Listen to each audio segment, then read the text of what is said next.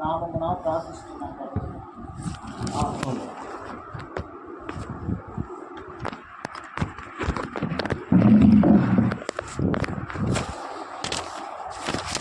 ప్రభువునందు ప్రియమైన సహోదరులారా, మన ప్రభువును మన రక్షకుడైన యేసుక్రీస్తు ప్రభు వారి యొక్క ప్రశస్తమైన నామములో మీ అందరికీ నా ప్రేమ వందనాలు తెలియజేస్తున్నాను. ఈ రాత్రి కాలంలో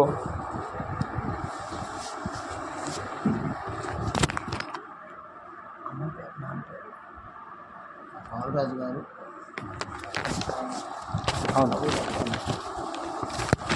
మరి మన ప్రియులు పెద్దలు బాలరాజు గారు, అలాగే సహోదరిని దేవుడు కనికరించి సంతానమును అనుగ్రహించి ఎన్నో మేలులు ఆయన జరిగించినాడు. బిడ్డల విషయమైన మేలు వారు గుర్తుపెట్టుకొని ఈ రాత్రి వేళ దేవుని దాసరాలు ఏర్పాటు చేసిన కూడికలు మనమందరం కూడా చేరి రావడానికి ప్రభు కృప చూపించినాడు. మరి ప్రభు నామాన్ని గణపరచడంలో ఆయన సంకల్పముకై స్తోత్రములు. దేవుని వాక్యాన్ని మనం చదువుకుందాం. కీర్తనలు 52వ కీర్తన 8-9 వచనం మనం చదువుకుందాం. 8-9 వచనం. నేనైతే దేవుని మందిరములో పచ్చని ఒలీవ చెట్టు వలె ఉన్నాను, నిత్యము దేవుని కృపయందు నమ్మిక ఉంచుచున్నాను. నీవు దాన్ని నెరవేర్చితివి గనుక నేను నిత్యము నిన్ను స్తుతించదను. నీ నామము నీ భక్తుల దృష్టికి ఉత్తమమైనది. నేను దాన్ని స్మరించి కనిపెట్టుచున్నాను. కరుణాసంపన్నుడైన తండ్రి, జాలి కలిగిన దేవా, మీకు స్తోత్రములు. బాలరాజు గారు, దాసరాలు సామ్రాజ్యం గారి కుటుంబంలో మేమందరము కూడా చేరి ఈ రాత్రి వేళ మీ వైపు చూస్తున్నాం. మీ వాక్యమును మేము చదువుకున్నాం. నాయన, నిలవబడిన వాడు నిష్ప్రయోజకుడు, బలహీనుడు, మనుష్యుని మరుగుపరచండి. మీ స్వరం మాతో మాట్లాడుతుండగా మీ ఆత్మ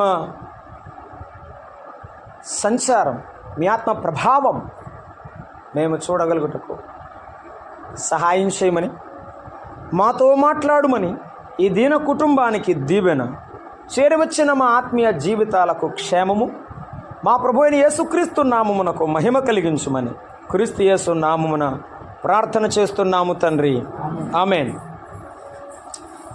ప్రియమైనటువంటి వారులారా, ఈ రాత్రి వేళ మనం చదువుకున్నటువంటి వాక్య భాగములో 2-3 మాటలు మనము జ్ఞాపకం చేసుకుందాం. ఈ యొక్క 52వ కీర్తన దావీదు రాసినటువంటి కీర్తన. దావీదు రచించిన దైవ ధ్యానము అని ఉన్నది ప్రారంభంలో. దావీదు ఎవరు అంటే 58వ వచనంలో చెప్తున్నాడు, నేను దేవుని మందిరములో పచ్చని ఒలీవ చెట్టును, నేను దేవుని మందిరములో పచ్చని ఒలీవ చెట్టును అని చెప్పాడు. ఆ మూలవాక్యాన్ని గమనించారా? నేనైతే అన్నాడు. ఐఎమ్ వెరీ స్పెషల్ అని దాని అర్థం. నేను ప్రత్యేకమైన వాడును అని దాని అర్థం. అంతవరకు కూడా లోకంలో వారి గురించి చెప్పాడు ఆయన. లోకంలో వారు ఎలా ఉంటారో వారిని గురించి చెప్తూ నేనైతే అన్నాడు. చూడండి, అది చాలా విశేషమైన మాట, మనం గుర్తుంచుకోవాల్సింది. నేనైతే ఈ రాత్రి నీవు కూడా అలాగే నీ మనసులో ఇలాగున మాట్లాడా, నేనైతే ఎలా ఉన్నాను. దావీదు ఎలా ఉన్నాడని చెప్తున్నాడు, దేవుని మందిరములో పచ్చని ఒలీవ చెట్టు వలె ఉన్నాడన్నాడు. దావీదు అన్నదమ్ముల కంటికి ఎలా కనిపించాడు? పచ్చని ఒలీవ చెట్టులా కనిపించాడా?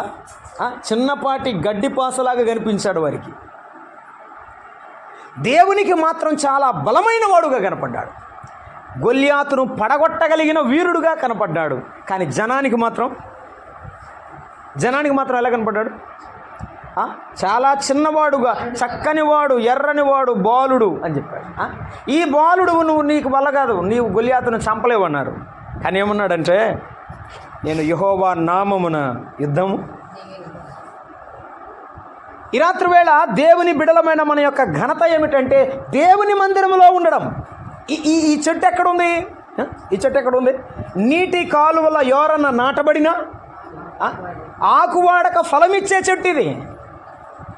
దేవుని యొక్క సన్నిధిలో నాటబడిన, ఆయన మందిరములో నాటబడిన చెట్టు. అవును, వాస్తవమే. దావీదు అడవిలో ఉన్న దేవుని గణపరిచాడు. దేవుని యొక్క నామ ఘనత నిమిత్తమై ప్రజల కొరకు రాజైనా కూడా సితారా వాయిస్తూ ప్రభునామాన్ని గణపరిచాడు. మేకాలు కంటికి హీనంగా కనబడవచ్చు, కానీ దేవునికి శ్రేష్టమైన వాడు దావీదు. ఈ లోకంలో ఉన్న మనము లోకస్తులకు వేరుగా కనపడవచ్చు, కానీ దేవునికి మనం ప్రత్యేకమైన పాట పాడినా ప్రార్థన చేసినా ప్రభు సన్నిధిలో ఆనందంతో చేయాలి. దావీదు చెప్తున్నాడు, నేనైతే దేవుని మందిరంలో పచ్చని ఒలీవ చెట్టునని చెప్పాడు.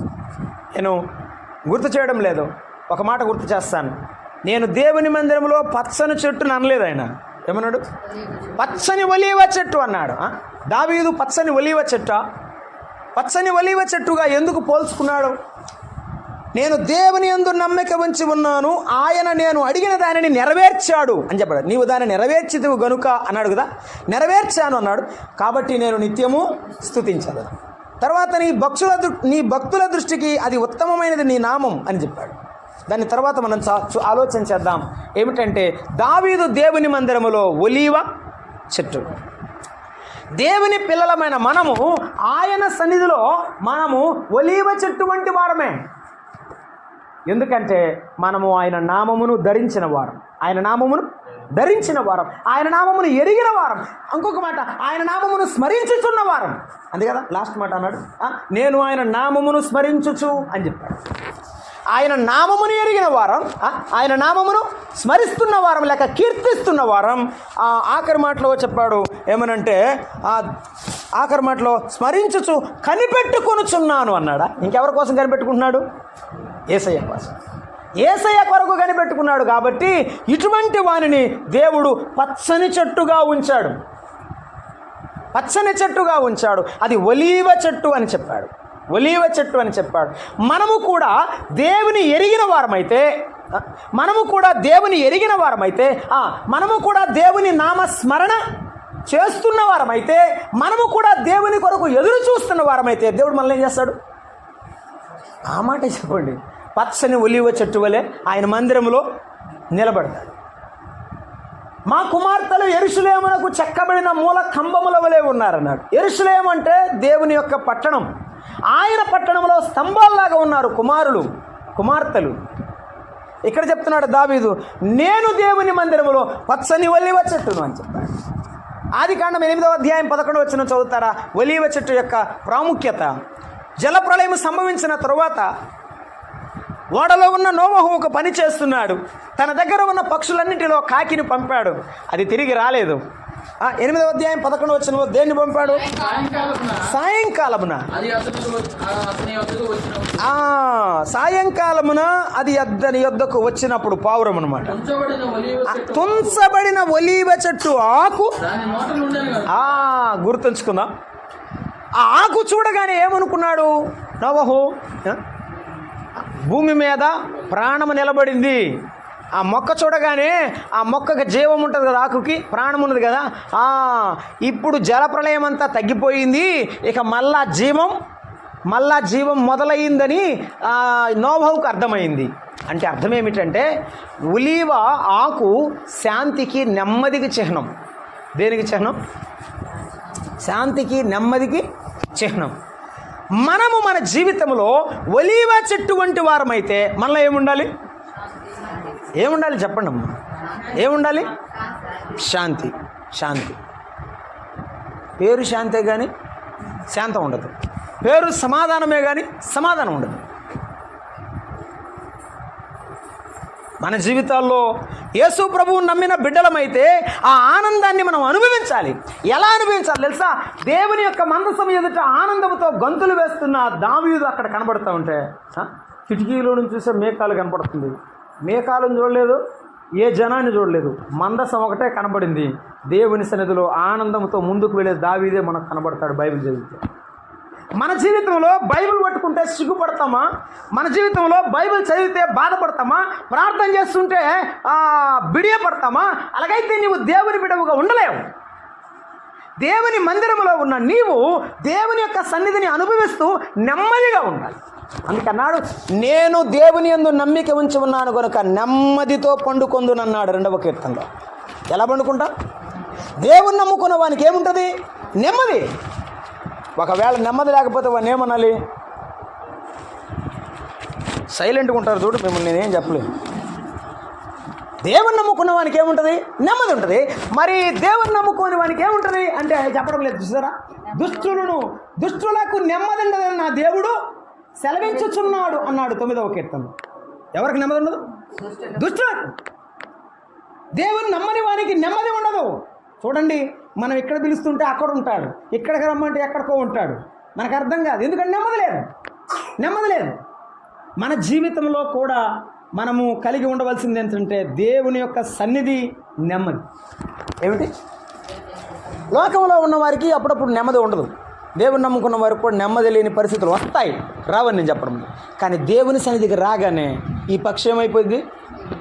ఇది ఏమైంది? ఎగిరిపోవాలంటే ఆ నిరుత్సాహం, ఆ యొక్క బాధ, ఆ యొక్క వేదన ఏమైపోయింది? ఎగిరిపోద్దంతే. యేసు ప్రభు సన్నిధిలో మనము పచ్చని ఒలీవ మొక్కల వలె నిలబడుతున్నామంటే నెమ్మదికి గుర్తుగా. దేవుని పిల్లలను చూస్తే ఏమనాలి? ఎంత నెమ్మదిగా ఉందక్క, ఎంత సంతోషంగా ఉందక్క, ఈవెన్ చూస్తే నిజంగా సంతోషం, కాసేపు కూర్చో మాట్లాడదాం అని అనాలి. అప్పుడే మనము నిజంగా దేవునితో అంటుగట్టబడిన వారంగా కనబడుతున్నామని అర్థం.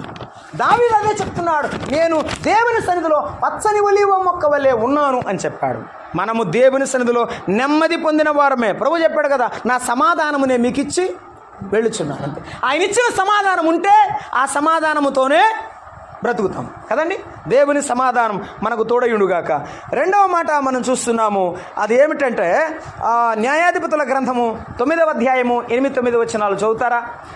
అక్కడ న్యాయాధిపతుల గ్రంథంలో ఒక మాటను పరిశుద్ధాత్ముడు రాసి ఉంచాడు. యోతాము మాట్లాడుతున్న మాటలు మనం చదువుకుంటున్నాం. 9వ అధ్యాయము 8-9 వచనాలు ఏమంటున్నాడు? 9వ అధ్యాయము 8-9 వచనాల్లో,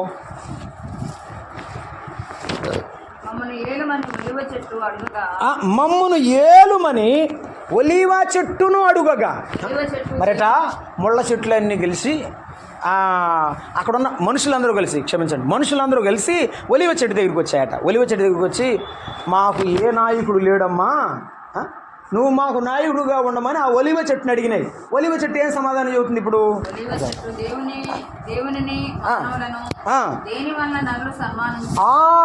నేను మానవులను సన్మానిస్తాను, నేను దేవుని సన్మానిస్తాను, మానవులను సన్మానిస్తాను. చెప్పండి. నేను దేవుని సన్మానిస్తాను. ఇలా సన్మానించే నేను నా డ్యూటీ, లేకపోతే నా పని, దేవుడు నాకు ఇచ్చిన పనిని పక్కన పెట్టి మీ అంబటి చెప్పండి, మీ అంబటి నేను రాలేను, మీకు నాయకుడుగా ఉండలేను. దేవుడు నాకు ఇచ్చిన పని వేరు, మీ పని వేరు. పచ్చని చెట్టుగా ఉన్నటువంటి దావీదు ఎటువంటి వాడంటే అహీతోపెలుతో ఉండేవాడు కాదు, దేవుని నామానికి వ్యతిరేకమైన వాడితో సహవాసం చేసేవాడు కాదు. పచ్చని ఒలీవ చెట్టు అంటే ప్రత్యేకమైన వాడు. ఒకటి నెమ్మది ఉన్నవాడు, 2 ప్రత్యేకమైన వాడు. ఏమిటి? ప్రత్యేకమైన వాడు. 2వ మాట చెప్తాను. ఎఫెసీ పత్రిక 6వ అధ్యాయం 2వ వచనంలో చెప్పాడు ఏమనంటే, నీవు నీ తల్లిదండ్రులను సన్మానించుము, అప్పుడు నీవు దీర్ఘాయుష్మంతుడు వగదు. మానవులను సన్మానించుట. అట్లా మొదట దేవుడు ఏం చెప్పారు? తల్లిదండ్రులనే సన్మానించండి, వారి మన్నన చెయ్యండి, వారికి గౌరవం ఇవ్వండి, వారిని ఆనందపరచండి. ఇలాగూ చేయడం దేవుని పిల్లల యొక్క చెప్పండమ్మా లక్షణం. నీవు దేవుని బిడ్డవంటే అర్థం ఏమిటి? తల్లిదండ్రులను సన్మానించాలి. ఒకటి, నీవు నెమ్మదిగా ఉండాలి, దేవునితో బంధానికి గుర్తు. దావీదు అదే చెప్తున్నాడు, నా దేవుని మందిరములో నేను పచ్చని ఒలీవ చెట్టును. 2వది, నేను దేవుని మందిరములో పచ్చని ఒలీవ చెట్టును ఎందుకంటే నేను సన్మానించువాడను, గౌరవించువాడను. ఒక మాట గుర్తు చేస్తాను. ఒక పెద్ద కొండ మీదకు సౌలు వచ్చాడు. ఆ లోయలో దావీదు ఉన్నాడు. గమనించారా? ఇమీడియట్గా ఏం జరిగిందంటే రివర్స్ అయింది అదంతా. దావీదు లోయలోనికి వెళ్ళి పండుకున్న సౌలు యొక్క వస్త్రపు చెంగును కోసి తీసుకొని వచ్చి అబ్నేరును కేక వేసి చెప్పాడు, కావలి ఉండవలసిన నీవు నిద్రపోతున్నావా అబ్నేరు అని కేక వేశాడు. అంతకుముందు ఏం జరిగిందంటే యోవాబు సైనికుల దగ్గరకు వచ్చి అడిగారు, ఇదిగో ఒక మాట చెప్పు, ఇప్పుడు చంపేద్దాం అన్నారు.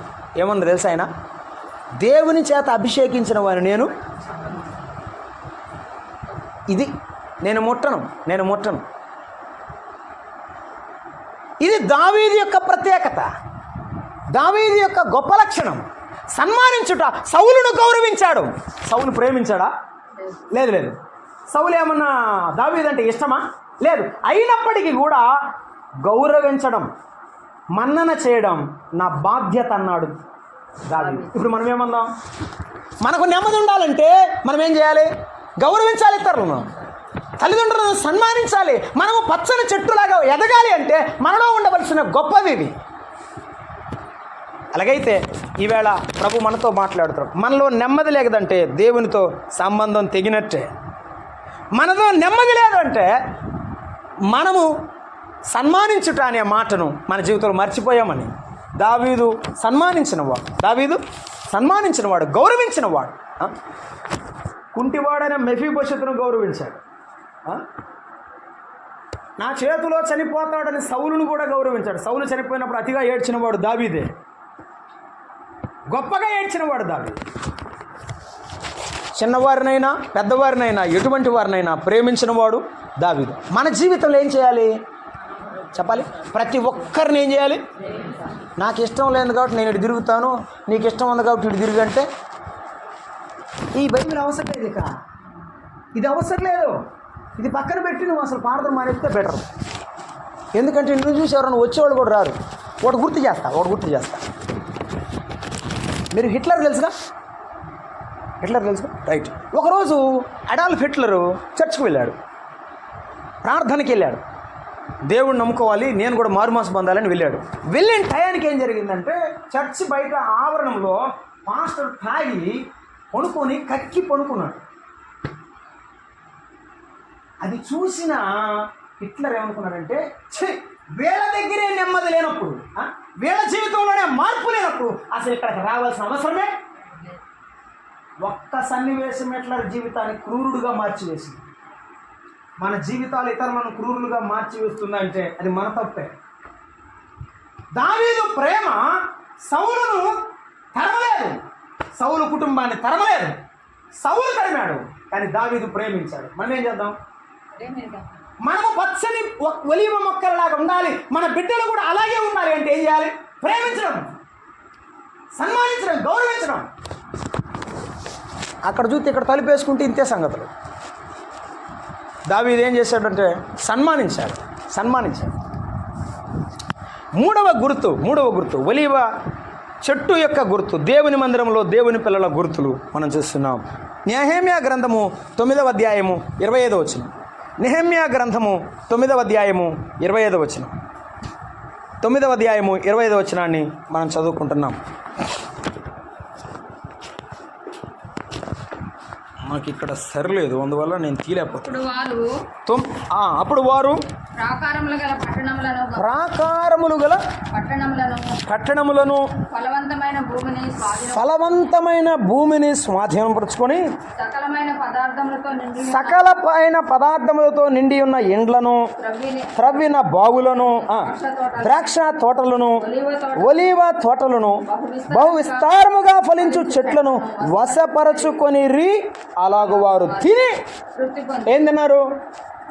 ద్రాక్ష చెట్లు, ద్రాక్ష పండ్లు, ఒలీవ పండ్లు, ద్రాక్ష పండ్లు, ఒలీవ పండ్లు తిని తృప్తి పడ్డారు. తృప్తినిచ్చినది ఏంటి? ఒలీవ పండు. ఆహారానికి ఆకలైనప్పుడు ఆదరించినది, లేకపోతే ఆ మనిషి యొక్క ఆకలి తీర్చినది ఏమిటి? ఒలీవ పండు.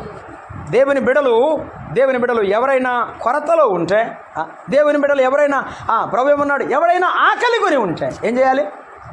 ఆహారం పెట్టాలి. అసలు ఇంకొకటి ఎవడైనా అనలేదండి, నీ శత్రువు ఆకలి కొని ఉంటే ఏం చేయాలి? శత్రువు ఆకలి ఉంటే ప్రేమించాల్సింది ఎక్కువగా ఎవరిని? శత్రువు. తప్పు. మనము దేవుని పిల్లలు అని చెప్పడానికి ఒక గుర్తు ఏంటంటే, ఎవరు ప్రేమించినా ప్రేమించకపోయినా మనం ప్రేమించడం మానకూడదు. నేను ప్రేమిస్తున్నాను బ్రదర్, కానీ వాళ్ళే వెళ్ళిపోతున్నారు దూరంగా.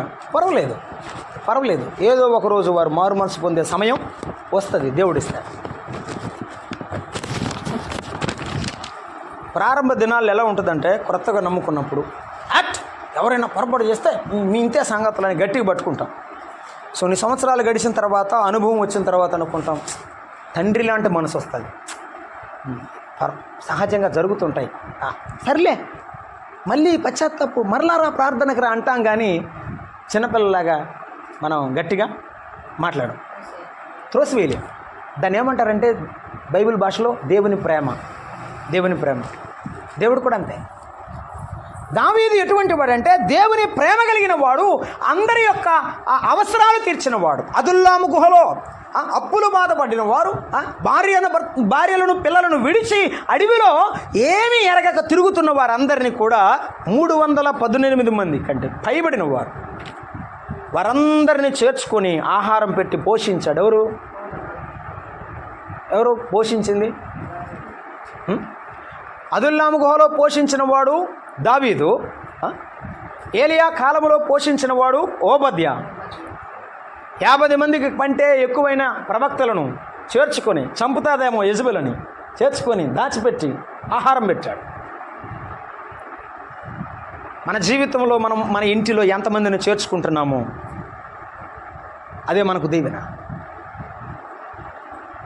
మన ప్రభువైన యేసుక్రీస్తు వారు అన్నాడు, ఈయన అల్పులైన సహోదరులను మీరు చేర్చుకొంటిరి గనుక, మీరు చెప్పాలా మాట, నన్ను చేర్చుకుంటుంది. ఏం చేద్దాం? ఎవరినైనా చేర్చుకుంటే మన ఇంటిలో దేవుని బిడ్డలను చేర్చుకుంటున్నాం, ఆయనే మన ఇంటికి వస్తున్నాడని అర్థం. అబ్రహాము ఆదికాండం 18వ అధ్యాయంలో ఆ ఎర్రని ఎండవేళ ఆయన ఎదురుగా వెళ్ళాడు, పరిగెత్తుకొని వెళ్ళి, అయ్యా ఒక్కరు ఆనంద తినండి, ఇక్కడ సేద తీరండి, మీ దారిని మీరు వెళ్ళొచ్చు. లేదు మేము ఉండం అబ్రహాం, మేముండం. బ్రతిమిలాడి ఆహారం పెట్టడానికి వారిని ఆపాడు. సరే, తూమిడి ఎవరు మరి దూడను అప్పటికప్పుడు సిద్ధం చేయడం అంటే అది సామాన్యమైన విషయం కాదు. అప్పుడు కూడా వాళ్ళ వయసు కుర్రపిల్లలు కాదు, ఇద్దరు ముసలివాడు, ఆల్మోస్ట్ 100 years దగ్గరగా సుమారు. వారు అటువంటి పనిని చేయడానికి వారు వయసుతో కాదు, దేవునికి సేవ చేస్తున్నారనే సంతోషంలో ఆ ఎండ మర్చిపోయారు, ఆ బాధ మర్చిపోయారు, ఆ కష్టం మర్చిపోయారు, ఆ ఖర్చు మర్చిపోయారు, అంతా దేవుని కొరకు పెట్టామని ఆనందించారు. అందుకే పౌలు భక్తుడు హెబ్రీ పత్రిక 13 రాస్తున్నాడు, వారు ఎరుగకయ్యే దేవదూతలకు ఆతిథ్యము.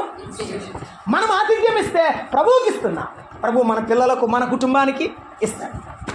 దావీదు పచ్చని చెట్టుగా మందిరంలో ఉన్నాడంటే, దావీదు బల్ల దగ్గర మెఫీబోషెతుకు స్థానము, నేనున్నంత కాలం నీకు ఆహారం పెడతానన్నాడు మెఫీబోషెతు. మనం కూడా మన ఇంటికి చేరువచ్చిన వారికి, ఆకలేని వారికి ఆహారం, దప్పికైన వారికి దాహం ఇచ్చాలి. ప్రభు పిల్లలుగా మన బాధ్యత. అప్పుడే మనము పచ్చని ఒలివ మొక్కల వలె దేవుని సన్నిధిలో ఎదిగే అవకాశాన్ని ప్రభు మనకి ఇస్తున్నాడు. దావీదు అటువంటి వాడు, చేసిన వాడు. 4వ మాట మనం చూస్తున్నాం, చూడండి. మరొక మాట, హోషేయ గ్రంథము 14వ అధ్యాయము 6వ వచనాన్ని చదువుకుంటున్నాం. 1 ఒలీవ చెట్టు యొక్క లక్షణం నెమ్మదికి గుర్తు. దేవుని పిల్లలు పచ్చని చెట్టు వలె ఎదగాలి అంటే నెమ్మది కలిగి ఉంటారు. వారు మనుషులను సన్మానించేవారు, తల్లిదండ్రులను గౌరవించేవారు, మరి ఇతరుల యొక్క ఆకలిని తీర్చేవారు, అవసరములో ఆదుకునేవారు. హోషేయ గ్రంథం 14వ అధ్యాయం 6వ వచనం. అక్కడ కొన్ని మాటలు చెప్పాడు. అతని కొమ్మలు విశాలముగా, అంటే అర్థం ఏమిటంటే విస్తరించుట. ఏమన్నాడు? విశాలముగా పెరుగునంటే విస్తరించుట అని అర్థం. ఆదికాండం 49వ అధ్యాయంలో యాకోబు తన కుమారులందరినీ దీవించే సందర్భంలో యోసేపును గురించి రాసినటువంటి మాట ఇప్పుడు మనం చదువుకున్నాం. విస్తరించుట, ఆ విశాలముగా ఉండుట అనే మాటకు అర్థాన్ని మనం అక్కడ చూస్తాం. 49వ అధ్యాయంలో మనము చూస్తున్నాము. 49వ అధ్యాయము 22వ వచనాన్ని మనం చదువుకుంటున్నాం. యోసేపు ఫలించడి కొమ్మ, ఊట యొద్ద ఫలించడి కొమ్మ, దాని రెమ్మలు గోడ మీదకి ఎక్కి. ఏమండి, మన ఇల్లు ఇది, మన ప్రహరీ గోడ ఇది. ఈ మొక్కట, ఈ ఇంట్లో మొక్కట ఆ ప్రహరీ గోడ ఎక్కి కూడా బయటికి వెళ్తుందంటే అర్థం ఏమిటి? దానికి స్థలం చాలేదా? దానికి స్థలం చాలేదు. అంటే అర్థం ఏమిటి? యోసేపు యొక్క సంతానం విస్తరించింది, పరిధులు దాటి వెళ్ళిపోయింది. కాబట్టే దేవుడు యోసేపుకి 2 కుమారులు ఇచ్చాడు. పెద్ద కుమారుడు పేరు మనష్షే, చిన్న కుమారుడు పేరు ఎఫ్రాయిం. మీరు గమనించండి, గోత్రాలు భూములు పంచేటప్పుడు మనష్షే గోత్రం ఉన్నది, ఎఫ్రాయిం గోత్రం ఉన్నది. రూబేనుకు ఒకటే గోత్రం, యోదాకి ఒకటే గోత్రం, లేవీకి ఒకటే గోత్రం. అసలు దాని లేదే లేదు. కానీ యోసేపు గర్భములో నుండి దేవుడు 2 గోత్రాలను రెట్టింపు ఆశీర్వాదాన్ని యోసేపుకు దేవుడు ఇచ్చాడు. మనము దేవుని సన్నిధిలో పచ్చని ఒలీవ మొక్కల వలె ఎదిగేవారమైతే మనమేమవ్వాలి? విస్తరించాలి. మనమేమవ్వాలి? అభివృద్ధి చెందాలి. మన అభివృద్ధి అందరికీ తేటగా కనబడాలి. అందుకే అన్నాడు పౌలు భక్తుడు తిమోతికి రాసి, తిమోతి నీ అభివృద్ధి అందరికీ తేటగా కనబడనిమ్ము. అది మన ప్రార్థన ద్వారా దేవుని సన్నిధిలో మనము అడిగి ముందుకు వెళ్ళడం ద్వారా, ఆయన చిత్తాన్ని నెరవేర్చడం ద్వారా ముందుకు వెళుతుండగా దేవుడు అభివృద్ధిని అంచెలంచెలుగా ఇస్తాడు. సితారా వాయించువాడు సౌలు రోగమునకు వాయించాడు. అడవిలో పాట కోసం వాయించాడు, ఈసారి సౌలు రోగం కోసం వాయించాడు. సితారా వాయించేవాడు ఒడిసెల చేతబట్టి గొలియాతును చంపాడు. బల్లెము ఈటను చేతబట్టి 200 ఫిలిస్టీల ముంజోళ్ళను తీసుకుని వచ్చాడు. నేర్పరి అయినటువంటి సుబుద్ధి కలిగిన వాడుగా మారిపోయాడు. ఇశ్రాయేలుకు రాజుగా తీర్చబడ్డాడు. దీన్ని ఏమంటారంటే అంచెలంచెలుగా అభివృద్ధి చెందుట. మనము ఓవర్ నైట్ రాత్రికి రాత్రే మనం పెద్దవాళ్ళం కాము. కానీ దేవుని కృప ఎటువంటిదంటే మెట్టుగా దీవించేది. మనము ఫలించే కొమ్మలమైతే మనము విస్తరించాలి, అభివృద్ధి చెందాలి. ప్రభువు అన్నాడు, ఆదామవలను సృష్టించి మీరు భూమిని నిండించి అభివృద్ధి పొంది ఫలించుడి అని చెప్పాడు. ఫలించుట దేవుని పిల్లల యొక్క లక్షణం. ఫలింపు లేకపోతే దేవుని పిల్లల లక్షణం కాదని చెప్పరనుకుంటున్నానమ్మా. అట్టే కూర్చున్నారు, చెప్పాలి కదా.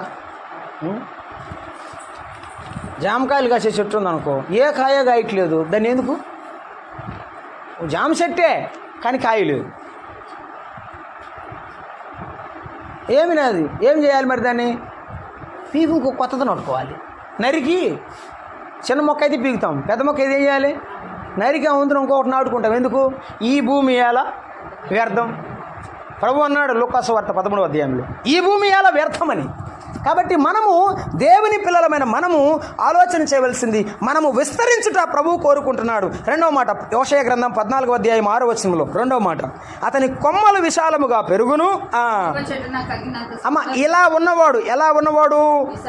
నెమ్మదిగా ఉన్నవాడు, ఇతరులకు సన్మానించేవాడు, ఇతరుల ఆకలి తీర్చేవాడు. ఎటువంటి వాడు అవుతాడంటే విస్తరిస్తాడు. 2వ మాట, ఒలీవ చెట్టునకు కలిగినంత సౌందర్యం అతనికి. ఏ సౌందర్యం? ఈ సౌందర్యం అంతరంగ సౌందర్యం.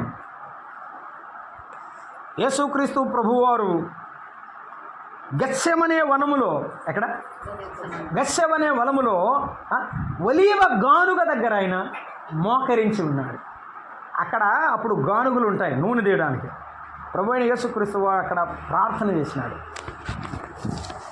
దేవుని పిల్లలమైన మనము మన సౌందర్యం దేనిలో కనపడాలంటే, అంతరంగ సౌందర్యం కనబడాలి. అతని సౌందర్యం అన్నాడు. అసలు ఒలీవ చెట్టుకు కలిగినంత సౌందర్యం అతనికి కలుగునన్నాడు. సౌందర్యం అనే పదం ఆడవాళ్ళకు మాత్రం వాడతారండి, అంతేనా? ఇది కూడా తెలియదా అమ్మా? సౌందర్యం అనే పదం ఎవరికి వాడతారు? మగపిల్లని పిలిచి నువ్వు చాలా సౌందర్యవంతుడుగా ఉన్నావు అని చెప్పం కదా. కానీ ఏమంటాడు తెలుసా? అంటే ఆడవారి సౌందర్యం మగవారి కంటే కొంచెం ఎక్కువ, కానీ ఇతనికి ఉన్న సౌందర్యం వాళ్ళ వంటిది అన్నాడు. మన యొక్క అంతరంగ పురుషుని యొక్క సౌందర్యం దినదినం ఏమవ్వాలి? నూతన పరచబడాలి, అభివృద్ధి చెందాలి. పౌలు అన్నాడు, మా యొక్క బాహ్య పురుషుడు కృషించుచున్నాను, అంతరంగ పురుషుడు దినదినము నూతన పరచబడుచున్నాడు. ఇప్పుడు ఏం చేయాలి? ప్రార్థనతో ప్రతిరోజు మన మనస్సు నూతన పరచబడాలి. దేవుని యొక్క వాక్యముతో మన మనస్సు బలపరచబడి నూతన పరచబడాలి. అంతే. నేను మరొక మాట గుర్తు చేస్తాను. యేసుక్రీస్తు ప్రభువారు సముద్రము యొక్క గలిలయ సముద్రము ఒడ్డున నడుస్తున్నాడు. బాప్తిస్మం ఇచ్చి యోహాను చూశాడు. అక్కడ ఉన్నటువంటి అన్నదమ్ములైన యోహాను యాకోబులు కూడా చూశారో లేదా? ఈయన లోక పాపములు మోసుకొని పోవు దేవుని గొర్రెపిల్ల అన్నారు. వాడు విన్నారు. యేసుప్రభు వారికి ఎట కనపడ్డాడు? లోక పాపములు మోసుకొని పోయే దేవుని గొర్రెపిల్లగా కనపడ్డాడు. యేసుప్రభు వారు అక్కడే కానాలో గొప్ప అద్భుత కార్యం చేయగానే ఈయన ప్రవక్తలా ఉన్నాడు అన్నారు. యోహాను సువార్త 2వ అధ్యాయంలో. ఆయన ప్రవక్త ఏమో శక్తిగల ప్రవక్త అన్నాడు. ఆయన సముద్రమును గాలిని గద్దించినప్పుడు ఈయన ఎవరో ఈయన శక్తి ఏమిటో అనుకున్నారు. రూపాంతరపు కొండ మీద ఆయన ముఖము రూపము మారిపోయి దగదగ మెరుగుతుంటే ఈయన సామాన్యమైన మన వంటి వాడు కాదనుకున్నాడు. ప్రకటన గ్రంథం 1వ అధ్యాయంలో యేసు ప్రభు ప్రత్యక్షతను చూస్తున్న యోహాను చచ్చిన వాని ఆయన పాదాల మీద పడ్డాడు. అనుభవం అంచెలంచెలుగా మారిందా, తగ్గిపోయిందా? మీరు చెప్తారని ఇంతసేపు చెప్పా. మారింది. ప్రతిరోజు ప్రార్థన చేసినప్పుడు యేసయ్య నీకు ఎలా కనబడుతున్నాడో దానిలో అనుభవమే నీ ఆశీర్వాదం. I'm not preaching prosperity gospel. ఇదైతే గేదె పాలెత్తుంది, అది వస్తే పంట మండిద్ది దేవుడు చెప్పడం లేదు. నీవు ఆధ్యాత్మికంగా ఎంత బలంగా ఉంటావో నీ అవసరాలు నీ కుటుంబం ఆయన చేతిలో ఉంటుంది అంతే. ఇక వాటి గురించి చెప్పాల్సిన అవసరం లేదు. దాని కొరకే ప్రార్థనకు మాత్రం రాకూడదు. అర్థమైందండి? మా అబ్బాయికి పెళ్లి కావట్లేదు, అయితే బాప్తిసం తీసుకుంటానంటే అవదేమో. ఆ తర్వాత యేసుప్రభు దేవుడు కాదా అంటామేమో, చెప్పలేము. దాని గురించి అంతే. ప్రభు ఏం చెప్పాడంటే, నేను మీకు నా శాంతిని ఇవ్వడానికి వచ్చాను. ఈ పచ్చని ఒలీవ చెట్టును గురించి మనం వింటున్నప్పుడు, పచ్చని దేవుని పిల్లలమైన మనము కూడా ఆయన సన్నిధిలో ఉన్నవారం. అతని కొమ్మలు విశాలవంతమైనవి, అతని కొమ్మలు విస్తరించేవి. అతను మాత్రమే కాదు, అతడి సౌందర్యము మెరుగుపడేది. నేను రిఫరెన్స్ చూపించడం లేదు. పేతురు రాసిన 1వ పత్రిక 3వ అధ్యాయంలో చెప్పాడు, మీ అలంకరణ, మీ సౌందర్యం బాహ్య సంబంధంగా ఉండకూడదు. మీ అంతరంగ స్వభావము మృదువైనట్టు, సాధువైనట్టు, గుణమను అక్షయ అలంకారం. సాధువైన మనస్సు, మృదువైన మనస్సు మనము కలిగి ఉండడం వలన అనేకులను మనము సంపాదించుకుంటాం. ఒక ఆయన అన్నాడు, చక్రవర్తులు, రాజులు కత్తులతో యుద్ధాలు జయించారు, కత్తి లేకుండా సర్వప్రపంచాన్ని జయించినవాడు యేసుప్రభు. ప్రేమతో అందరిని సంపాదించాడు. కొంతమంది ప్రేమ లేక అందరిని పోగొట్టుకుంటారు. నిజమంటారా కదా? అంతే. ప్రేమించలేక, ప్రేమించడం చేతగాక అందరినీ పోగొట్టుకుంటారు. కానీ దావీదు ప్రేమించి అందరినీ సంపాదించుకున్నాడు. కొడుకు తిరగబడినా కొడుకును కూడా ప్రేమించాడు. నీ బదులు నేను చచ్చిపోతే బాగుండు అన్నాడు, కానీ ఇట్లాంటి అసలు ఉండకూడదు అనలేదు దావీదు. అందుకే దేవుడు అన్నాడు, నా ఇష్టానుసారుడైన. దావీదు వ్యాపించాడు, విస్తరించాడు. ఎలా విస్తరించాడంటే రాజ్యం విస్తరించడం కాదు, అసలు ఎన్ని మణుగులో, ఎంత బంగారులో, ఎంత దేవదారు మ్రానులో వాటన్నిటిని తీసుకొని దేవుని మందిరం కోసం సిద్ధపరిచిన వాడు దావీదు. దావీదు మందిరమే కట్టలేదు, మొత్తం పెట్టాడు. కట్టడానికి సొలొమోను దేవుడు వాడుకున్నాడు అంతే. సొలొమోను నా గొప్పతనం అంటే చేసేదేం లేదు. నీ గొప్పతనం నా గొప్పతనం ఏమి లేదు. తల్లి చేయాల్సిన బాధ్యత తల్లి చేయాలి, తండ్రి చేయాల్సినటువంటి కర్తవ్యం తండ్రి చేయాలి. పిల్లల యొక్క విధి నిర్వహణ వారు బాధ్యతగా నిర్వర్తించాలి. అప్పుడు దాన్ని కుటుంబం అంటారు. దావీదు కుటుంబం అటువంటిదే. దావీదు వ్యాపించినాడు, విస్తరించినాడు. ఎలా అంటే దావీదు సింహాసనం మీద ఒకడు ఉండక మానడని దేవుని యొక్క వాగ్దానాన్ని పొందినవాడు. మనము దేవుని సన్నిధిలో వాగ్దానం పొంది ముందుకు వెళితే ప్రభువు మనను కనికరిస్తాడు. అది మనం ఆలోచన చేస్తున్నాం.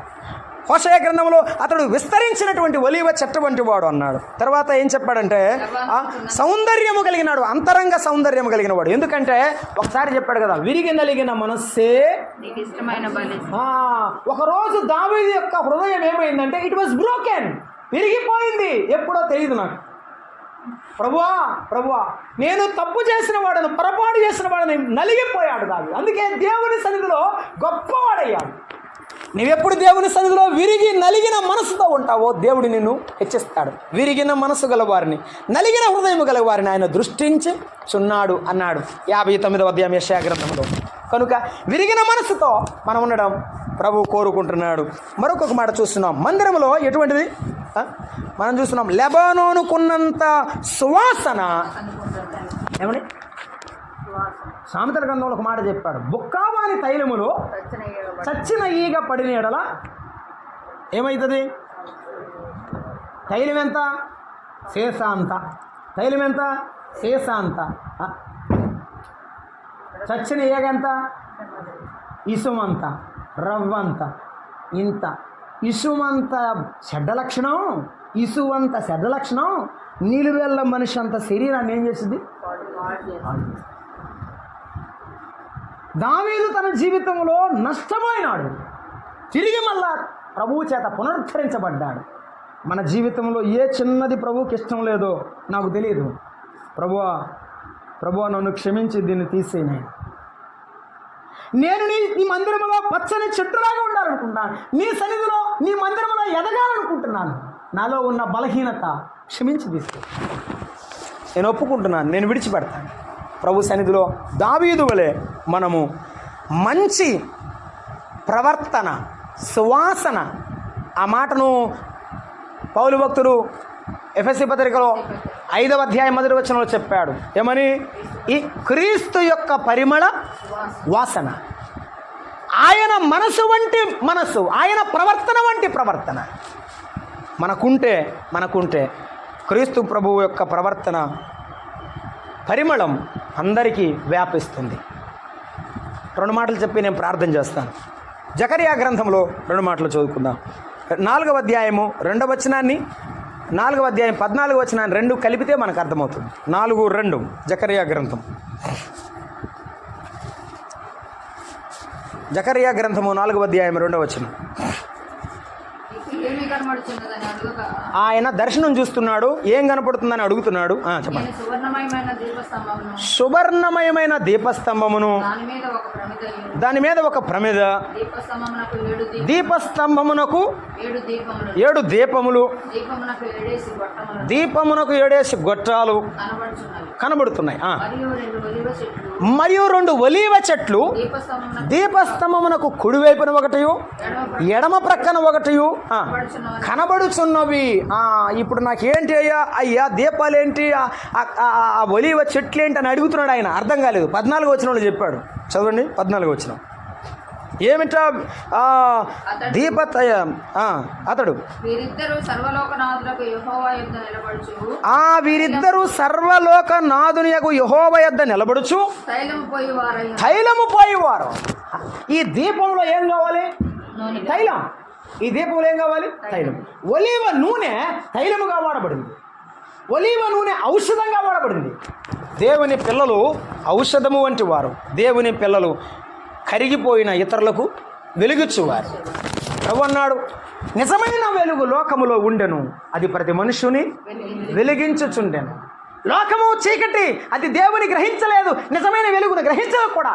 ఈ మాటలు దేవుని నమ్మని వారికి, దేవుని అంటే ఇష్టం లేని వారికి, భక్తి లేని వారికి అర్థం కాదు. కానీ నమ్మిన మనకు దేవుని యొక్క శక్తి, దేవుని యొక్క శక్తి అది వెలిగించేది. అలాగైతే దానియేలును గూర్చి 12వ అధ్యాయంలో దానియేలును గూర్చి రాశాడు. ఎవరు బుద్ధిమంతులు అవుతారో వారు ఆకాశమందు జ్యోతులను పోలిన వారై అనేకులను దేవుని వైపు త్రిప్పుతారు. మనము జ్యోతుల వంటి వారం. మనం ఏం చేయాలి? దేవుని చేత వెలిగించబడిన మనము అనేకులను దేవుని యొద్దకు, వెలుగునొద్దకు తీసుకొని రావాలి. బాప్తిస్మం ఇచ్చే యోహాను కూడా ఒక శబ్దముగా అనేకులను దేవుని వైపు నడిపించిన వాడుగా ఉన్నాడు. అప్పుడే మనము దేవుని మందిరంలో పచ్చని ఒలీవ చెట్టుగా కనబడతాం. అప్పుడే మనం అందరికీ మాదిరిగా కనపడతాం. అప్పుడే మనము దేవుని దీవెన సంపూర్ణంగా పొందుతాం. చాలామంది ఒక దీవెన పొందిన తర్వాత దేవుని మర్చిపోయేవారు ఉన్నారు, 2-3 పొందిన తర్వాత వదిలిపెట్టేవారు ఉన్నారు. కానీ దావీదు అటువంటి వాడు కాదు. తాను మరణ పర్యంతం దేవుని యొక్క కృపా దీవెనలు అన్నీ పొందినవాడు. ఈ రాత్రి మనం ఏం చేద్దాం? ఆయన వలె మనము వెలుగు సంబంధముగా, మన ప్రభు అయిన యేసుక్రీస్తు నిజమైన వెలుగుగా ఉండగా ఆయన కొరకు వెలుగు సంబంధముగా వెలుగుతూ ముందుకు వెళదామా? ఫిలిప్పీ పత్రికలో చెప్పాడు, లోకమందు జ్యోతులను పోలిన వారై అట్టి వక్ర జనము మధ్య, మూర్ఖ జనము మధ్య మీరు జ్యోతులను పోలిన వారై ప్రజ్వలించాలి అని చెప్పాడు. మనం ప్రజ్వలింపబడాలి. అదే చెప్పాడు. ఏమని? ఈ వెలిగించబడిన దీపస్తంభము మీదే, మత్తయి సువార్త 6వ అధ్యాయం కొండ మీద ప్రసంగం. ఈ దీపస్తంభము మీదే పెట్టాలి, కింద పెడితే కనపడదు. అది యేసుక్రీస్తు ప్రభువారిని మన భుజముల మీద ఊరేగించితేనే అందం. ఆరోగ్యం, ఆశీర్వాదం. ఆయన కింద పెడితే ఈ దీపస్తంభానికి విలువే లేదు. దీపం లేకపోతే దీపస్తంభం ఎందుకు? ఏమ్మా అంతే కదా, దీపం లేకపోతే దీపస్తంభం అవసరం లేదు. ఈ దీపస్తంభము మన మీద, దీపస్తంభం మీద దీపం ఉంటేనే వెలుగు, ఆ ఇంటికి అందం. మన జీవితానికి కూడా నిజమైన వెలుగు ఆయన వల్లే. ఈ రాత్రి వేళ ప్రభు అడుగుతున్నాడు, నిజమైన వెలుగు నీలో నాలో రావాలి అని. ప్రభువారు గచ్చమనే వనములో ఆయన ఒక తైలముగా చేయబడినట్టుగా మరణమౌనంత వేదన చెందాడు. ఆయన మరింత ఆతురపడ్డాడు మన కొరకు. ఒలీవ చెట్టు యొక్క ఆకులు ఎలాగున తీయబడి ఆ పండ్ల నుండి తీయబడినటువంటి రసమును తైలముగా వారు ఉపయోగించారు. మన ప్రభువైన యేసుక్రీస్తు వారు కలువరి అనే గానుగలో మన నిమిత్తమై తన ప్రాణాన్ని అప్పగించి తన ప్రాణాన్ని అప్పగించి మన ప్రాణాన్ని కాపాడింది. ఈ రాత్రి వేళ ప్రభు అడుగుతున్నాడు, నీవు దేవుని చేత వెలిగింపబడకూరుచున్నావా? నీవు దేవుని కొరకు ఔషధముగా అనేకులకు ఆదరణగా నిలబడకూరుచున్నావా? అలాగైతే దేవుడు నిన్నే నిలబెడతాడు తన కొరకు. దేవుని కొరకు నీవు నిలబడడానికి సిద్ధమైతే దేవుడు నీ కొరకు నిలబడేవాడుగా వచ్చాడు. మనం ఏమడుగుతామంటే, ప్రభువా నాకు నువ్వు కావాలి అని అడుగుతాం. ప్రభువా నేను నీ కొరకు నిలబడతానని చెప్పగలిగితే అదే నిజమైనటువంటి ఆశీర్వాదం. ఆఖరి మాటల్లో ఆయన అదే చెప్పి ముగించాడు కదా. 52వ కీర్తనలో ఏమని ముగించాడంటే, అచ్చది ప్రార్థన చేస్తాను. ఈలాగు ఉన్నవాడు దేవుని కృపతో నింపబడిన వాడు నమ్మకం ఉంచాడు. ఏం చేయాలి? ఒకవేళ దేవుడు మనల్ని ఆశీర్వదిస్తే లోకంలో ఏం చేయాలి? మనం నమ్మకాన్ని విడిచిపెట్టకూడదు. చాలామంది నమ్మిన తర్వాత నమ్మకాన్ని విడిచిపెట్టేవారుగా ఉన్నారు. నమ్మిన మనము నమ్మకాన్ని విడిచిపెట్టకూడదు. ఎందుకని నమ్మాడంట? నీవు దానిని నెరవేర్చితివి కనుక నేను నిన్ను నమ్మితిని. మనకేదో దేవుడు చేసిన మేలుల విషయమై ఆయన యందు విశ్వాసం ఉంచితే, అలాగైతే ఆ విశ్వాసాన్ని బట్టి దేవుడు చేసిన కార్యాన్ని బట్టి దావీదు ఏం చేస్తున్నాడంటే, నేను నిత్యము, ఒకసారి చేశాడంట మేలు, దావీదు ఏం చేస్తున్నాడు? నిత్యము స్తుతిస్తున్నాడంట. ఏం చేద్దాం? ఒక మేలు చేస్తే ఆ రోజు ప్రార్థన పెట్టి మానేసేవాళ్ళు చాలామంది లోకంలో ఉన్నారు. కానీ ప్రతిదినం ప్రభు సన్నిధిలో ఆయన ముఖ దర్శనం చేసేవారు కొద్దిమందే ఉన్నారు. నీవు దేవుని మందిరంలో పచ్చని ఒలీవ చెట్టు అయితే ఆయన ముఖ దర్శనం చేస్తూ ఉంటావు. ఆయన ముఖాన్ని చూసిన తర్వాత ఈ ప్రపంచాన్ని చూస్తావు. అప్పుడు నీకే ఇబ్బంది లేదు. రెండవ మాట చూస్తున్నాం అక్కడ, నిత్యం ఆయనను స్తుతించదను అని చెప్పాడు. ఆ తర్వాత నీ నామము నీ భక్తుల దృష్టికి ఉత్తమమైనది. పాట పాడేటప్పుడు యేసయ్య నామం వచ్చినప్పుడల్లా ఆ హృదయము పైకి ఎత్తబడుతుంది, ఆనందముతో గంతులు వేసే అనుభవం వస్తుంది. అది చాలా మంచిది, ఉత్తమం, శ్రేష్టమైనది. అంతే. మీరు గమనించండి, ఎవరికైనా సాతాను పెట్టిన వాళ్ళ దగ్గరికి వెళ్తే యేసు ప్రభువుని పొగడ్డం కానీ యేసు ప్రభువుని హెచ్చరించడం కానీ సాతానుకి ఇష్టమే ఉంది. నేను కొన్ని గమనించానంటే ఈ ఏరియాలో లేదు, మేమున్న ఏరియాలో ఉంది. కోట, వెంకటగిరి కోట, బెంగళూరు దగ్గర 40 కిలోమీటర్ల దూరంలో పరిచర్య చేస్తున్నాం. అక్కడంతా పూర్తిగా అన్యజనులే ఉన్నారు, దేవుని ఎరుగని వారే. దెయ్యం పట్టిన వారు వస్తారు. ఒకవేళ వాళ్ళనే తీసుకొచ్చి కూర్చోబెడతారు ముందు, వారికే చెప్పాల్సి వారు. కానీ ఎప్పుడొట్టే నేను గమనించాను ఆ విషయాన్ని. సాతానుకి ఏమి ఇష్టం ఉండదు? స్తుతి ఇష్టం ఉండదు, ఆరాధన ఇష్టం ఉండదు, అసలు ఆయన నామమే ఇష్టం ఉండదు. చాలామంది ఆరాధనలో సెల్ ఫోన్ తీసుకుని బయటికి పోతుంటారు. ఇప్పుడు మాయ చేస్తున్నాడు, అర్థం చేసుకోవట్లే మీరు. ఆరాధనలో పాటలు పాడుతూ ఉంటే అప్పుడు ఇట్ట అంటూ ఉంటాడు. ఈ బుర్ర ఏమో ఆయన మీద పెట్టాలి, కానీ మనిషి ఏమో దీని మీద పెట్టాడు, కూసున్నాడు. కూసోకేమి, ఇంట్లో పడుకున్నా ఒకటే, ఇక్కడ కూసున్నా ఒకటే. అంటే ఏమిటి? శ్రద్ధ లేని భక్తి, భయం లేని భక్తి. న్యాయంగా ధర్మంగా చెప్పండి మీరు, ఇప్పుడు ఇవ్వాలా వద్దా దీవెన? ఇలా చేస్తే ఎంత తెలియగలవాడు అసలు? ఏం మాట చెప్పండి, మీరు చెప్పండి. మీరు మీ ఇంటికి వచ్చారు, లేకపోతే మీ పొలంలో కూలికి వచ్చారు అనుకుందాం. కూసున్నారు, ఇట్టిట్ట అంటున్నారు, కలుపు బేక్కుండా. ఏమ్మా ఇట్టిట్ట అంటున్నారు కూర్చొని, అట్టిట్ట అంటున్నావు, ఏం చేయాలి ఇప్పుడు? కూలియాలా? ఎంత ఇవ్వకూడదని గట్టిగా చెప్తున్నామే. మరి ఇప్పుడు ఏ చేయని ప్రభువా ఆకాశం వాకిలిప్పు, ఏది కొద్దిగా చేత్తో కూడా కాదు, ఆకాశం అనే వాకిరంటే ఇప్పేసి పట్టరాలన్నీ దీవెనలు కుమ్మరించని ప్రార్థన చేయాలి. చేస్తేనే చేసినట్టు పాస్టర్ గారు, లేతలేదు. నేను చేసినా చేయకపోయినా దేవుడు ఇవ్వకూడదంటే ఇవ్వడంటే. ఎందువల్లంటే మన ప్రవర్తనను బట్టి అన్నాడు. చెట్టు దాని ఫలము వలన తెలియబడును, అంతే. దాని యొక్క సారాన్ని బట్టి, దాని స్థితిని బట్టి దానికి ఫలాలు వస్తాయి. ప్రార్థన చేయొద్దని నేను చెప్పడం లేదు, కానీ చేసేదంతా దేవునికి వ్యతిరేకంగా చేస్తూ ప్రార్థన చేస్తే పాపుల మనకి దేవుడు ఆలకింపడు. Thank you. అంతే. కాబట్టి దావీదు ఏం చేస్తున్నాడు? స్తుతి చేస్తున్నాడు. దావీదు ఏం చేస్తున్నాడంటే ఆయన నామమైనది ఉత్తమమైనదిగా, ఆయన నామాన్ని ఎప్పుడైతే దావీదు దగ్గర గొలియాతు దగ్గర ఎత్తి పట్టుకున్నాడో అదే నామాన్ని అందరి దగ్గర ఉపయోగించాడు. తన జీవితంలో తన కుమారుడికి చెప్తూ మరణిస్తున్నాడు. కుమారుడా సొలొమోనా, నీవెక్కడికి పోయినా, ఏ పని పూనుకొనినా ఆయన యందు నీవు భయభక్తులు కలిగి ఉంటే నీవు అన్ని మార్గములలో చక్కగా నడుచుకునేదవు. నేను సరిపోతున్నా అయ్యా, ఇదే సూత్రం నేను నా బతుకులో పాటించా, వెళ్ళిపోతున్నా. మన కుటుంబానికి ఏం అలవాటు చేయాలి మనం?